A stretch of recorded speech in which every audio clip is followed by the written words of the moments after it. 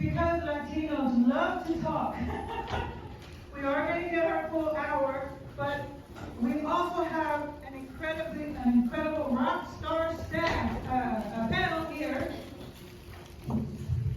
This one might work better. Okay. And what I'm going to do to get us started is introduce everybody myself, so that we can hopefully have more time for them to just talk about their vision and what we're getting ready to announce to you today. First off, I don't know if we have a better panel in this conference, to be honest with you. This is my family here. Okay, so.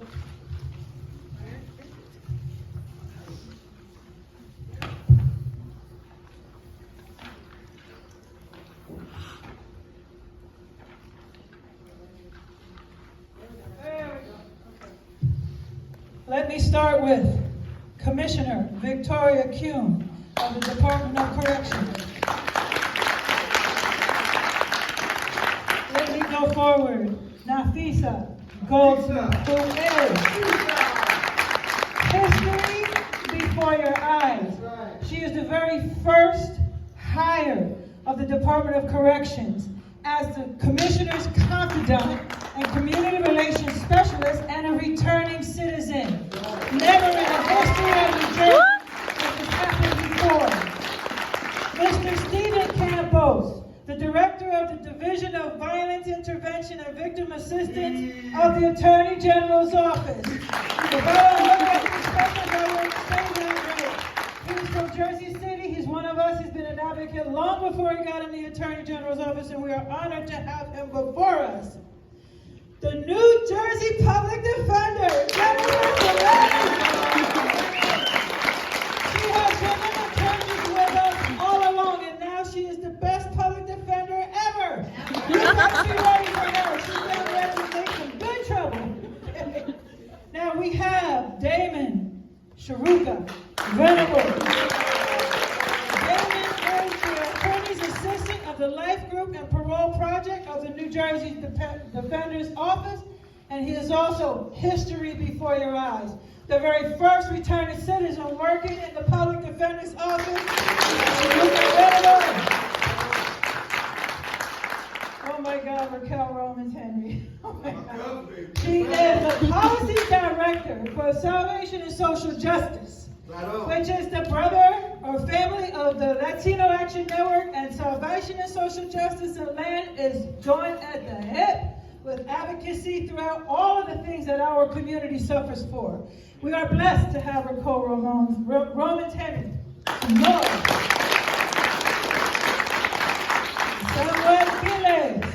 Sammy Quiles, a returning citizen, a juvenile lifer, a Rutgers graduate in criminal justice, going after his master's. That's what I'm talking about. History again. Trainer, Okay. Trainer, that's right. Now let's make some noise for the family.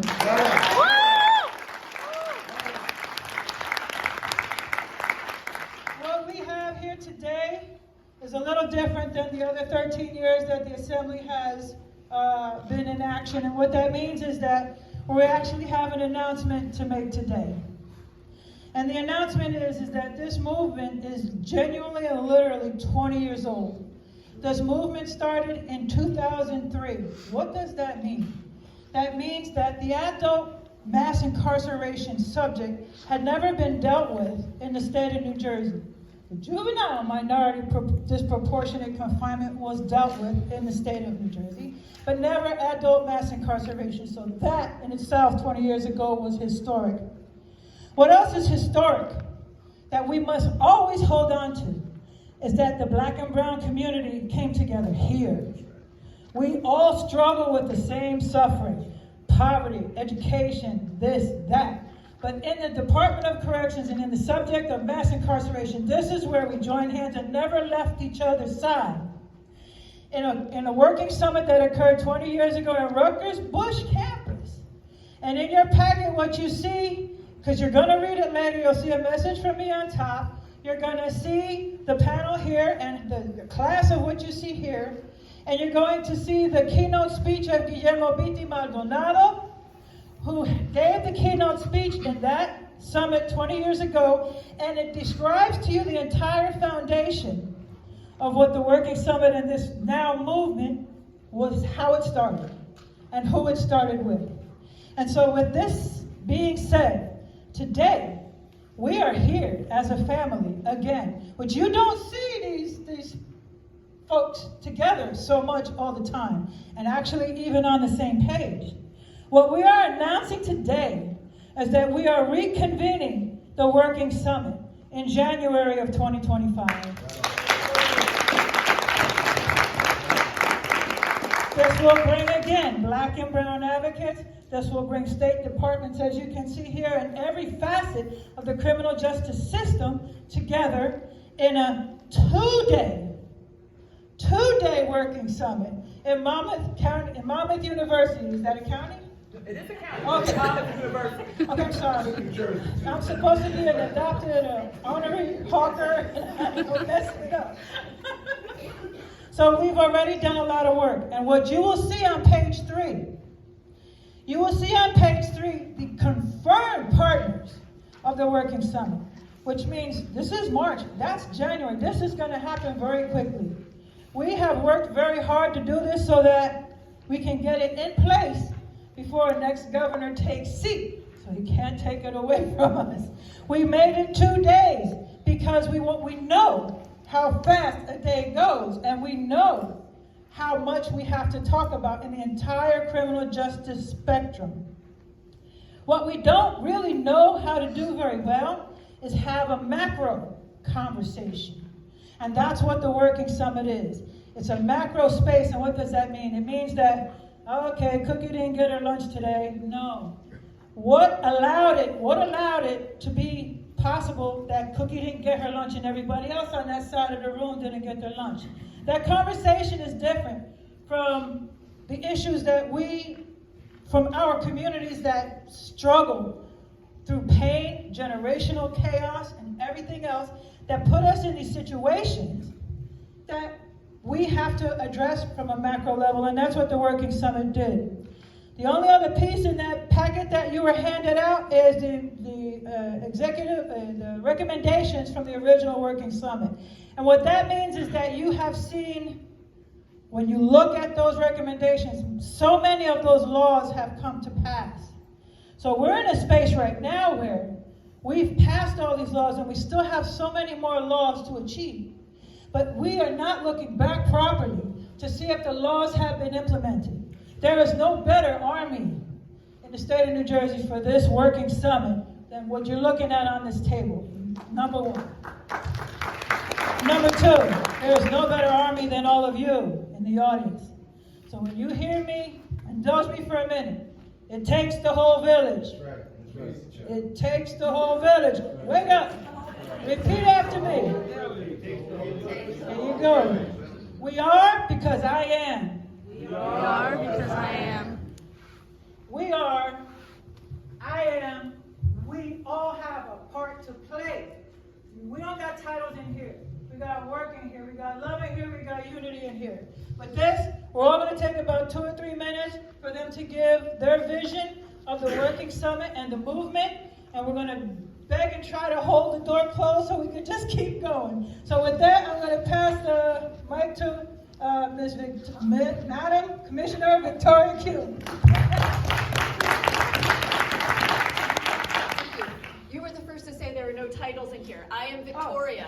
I am just Victoria. I am a Jersey girl, born and bred with a big mouth, who had complained about the criminal justice system for decades, had been thrown out of offices. I think some of you have heard, I know Kiki is aware of this, referred to as an unprepared little girl when I would come in and say things that folks didn't like, and have had the pleasure, I don't know if that's the right word actually, have had the honor of sitting in this seat for about 2.5 years now. Like so many of the folks that you heard this morning when I was approached to sit in this seat, I had said to the governor, and the Department of Corrections was going through turmoil at the time, could not keep itself out of the media for very obvious reasons. The prison system has been broken. Reform was needed. Those reforms weren't being made. The women at the female facility were being treated with such atrocities. Use of force cases, were up, and forget about, really hardcore NJDOC being involved in community integration at the time. The governor was referring to the Department of Corrections as the black eye in the state of New Jersey, and he was right. So when he approached me to say, we really think that we need you to clean up this system, I said, I don't know if I can do that. I mean, in all honesty, I was really saying, I don't know if I can do that, but if we're going to do it, we've got to do it together, and you've got to give us the resources to be able to not just address prison reform, but criminal justice reform. Because I had come up through the system having initially graduated from law school, gone into private practice like so many folks do, because you think I'm going to pay the bills that way. It was the worst. It was not fulfilling. I joined a prosecutor's office. I go to the Attorney General's office for almost a decade, and then had the opportunity to join the Department of Corrections and say to the governor, if you are willing to put the resources in and to listen and to allow us to connect with the senators and the assembly that we need to, and perhaps most important, and I'm looking at the Ortiz brothers right now when I say this, you have to give me the opportunity. I'm a Quaker, I don't know, Bonnie, I'm looking at you when I say that. I don't know if anybody knows what that means, right? But we are all about community and equity and reform.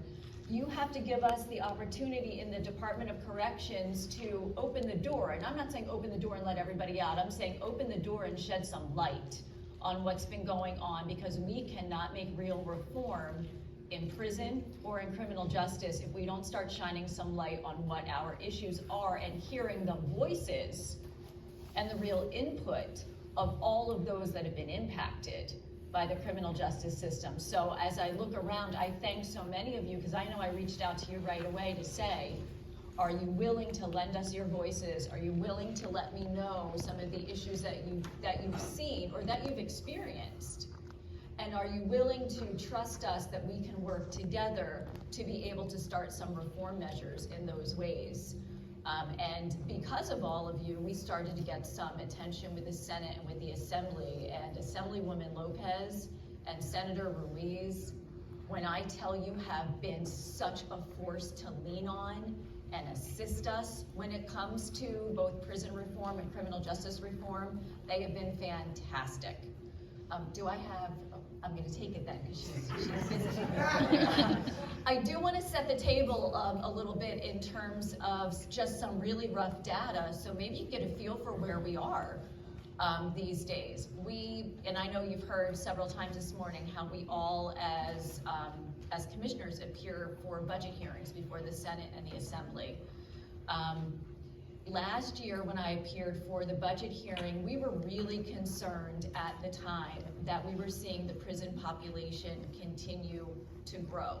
Our numbers were showing we were gaining approximately 100 per month more than was leaving our prisons at the time. And concerned about that, because it's going in the opposite direction. Like, we don't want to go in the direction where we're increasing our prison population. We're looking to decrease the prison population, and whether that's because of front-end reforms, criminal justice reforms, or the back-end reentry efforts that keep individuals from coming to us. As I sit here and we finished our year-end numbers, I can say that we remained flat. We are not gaining any additional, at least through 2023, any additional individuals. Really what it means is, as many are leaving as are coming in, but that's still not the trend that we want to see. We want to see the trend be, we are reducing the number in the prisons. Here's what I really want to leave you with, because I think recidivism rates are a misnomer across the board, but definitely in the state of New Jersey, right? So we hear about these high recidivism rates. Everybody wants to brag that the recidivism rates, are 30% or whatever. I wouldn't brag about that. In the state of New Jersey, as I sit here this morning and look at our population, the population is roughly 13,000 incarcerated persons in New Jersey. 69% of that population are new to the New Jersey Department of Corrections. They may have had some contact with the criminal justice system somewhere along the way, but they were not at the Department of Corrections before and left and came back. They are new. And what that tells me is we really have to start thinking about, it's not a secret sauce, by the way, right? What are the resources that people need so that they don't commit crimes, so they don't come to prison, right? So if 69% of those that we have in our prisons are new to NJDOC, what do we have to do on the front end to keep them from coming to prison? 4%, I know you want the money, the 4% are those that maxed out of NJDOC custody, were convicted of a new crime and returned. Think how low that number is, but that is not what the public thinks recidivism is, right? They think when they see that recidivism rate, that high rate, that all those individuals committed crime and came back, and that is not the case, because the remaining portion, that 27%, are technical parole violations. Not individuals that committed a new crime. Individuals that had housing issues, job issues, issues that should never land you back in prison. So I just want to set the table with, like, this is what we're seeing in terms of population these days, because your voices are going to matter. If there's ever a time for us to make criminal justice reform, we've got a governor that listens, a Senate, an assembly that listens, and a group of individuals that I never thought that I'd have the opportunity to sit at the same table, right, and make these statements and potentially, you know, make some real reform measures. So I thank you for the opportunity and for the ability, you know, to answer some of your questions today.